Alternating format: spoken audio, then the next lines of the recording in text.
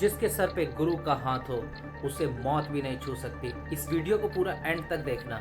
जिस तांत्रिक के श्राप से कोई नहीं बचता था, जिसका नाम सुनते ही पूरे गांव की सांसें थम जाती थीं, उसी तांत्रिक ने एक शिष्य को देखते ही श्राप दे दिया। तू कल का सूरज नहीं देख पाएगा। पूरा गांव स्तब्ध रह गया। ये साधारण शब्द नहीं थे, ये मृत्यु की सीधी घोषणा थी। दिन का समय था। समर्थ गुरु रामदास जी का एक शिष्य भिक्षा लेने गांव पहुंचा था। वह घर घर जाकर शांत स्वर में पुकार रहा था, समर्थ गुरु की जय, भिक्षाम देहि।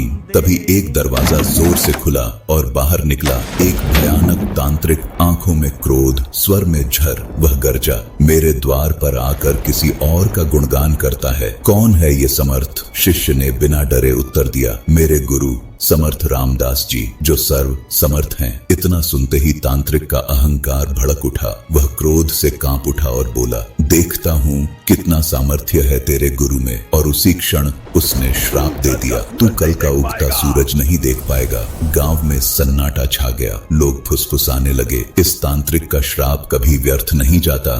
शिष्य भारी मन से आश्रम लौट आया। आश्रम पहुंचा तो गुरुदेव मुस्कुराकर बोले, भिक्षा ले आया? शिष्य की आंखें भर आईं और कंपकंपाती आवाज में बोला, गुरुदेव, भिक्षा में अपनी मृत्यु ले आया हूँ। सब कुछ सुनकर भी गुरुदेव शांत रहे और बोले, अभी पूरी रात बाकी है, चिंता मत कर, रात्रि आई। गुरुदेव ने कहा, मेरे चरण दबाओ और याद रखना, चाहे जो हो जाए चरण मत छोड़ना। रात का पहला पहर आया। तांत्रिक ने सोने चांदी से भरी देवी भेजी। देवी बोली, यह सब ले लो। शिष्य ने दृढ़ स्वर में कहा, देना है तो यहीं आकर दीजिए, मैं गुरु चरण नहीं छोड़ सकता। देवी लौट गई। दूसरा पहर आया। तांत्रिक ने माँ का रूप भेजा। वह बोली, बेटा गले लग जाओ। शिष्य की आंखें नम हो गईं, पर बोला, माँ आप यहीं आ जाइए, मैं गुरु चरण नहीं छोड़ूंगा। माँ का रूप भी असफल रहा। तीसरा पहर आया। यमदूत प्रकट हुआ और गरज कर बोला, चल तेरी मृत्यु का समय आ गया। शिष्य गरजा, काल हो या महाकाल, मैं गुरु चरण नहीं छोड़ूंगा। यमदूत भी लौट गया।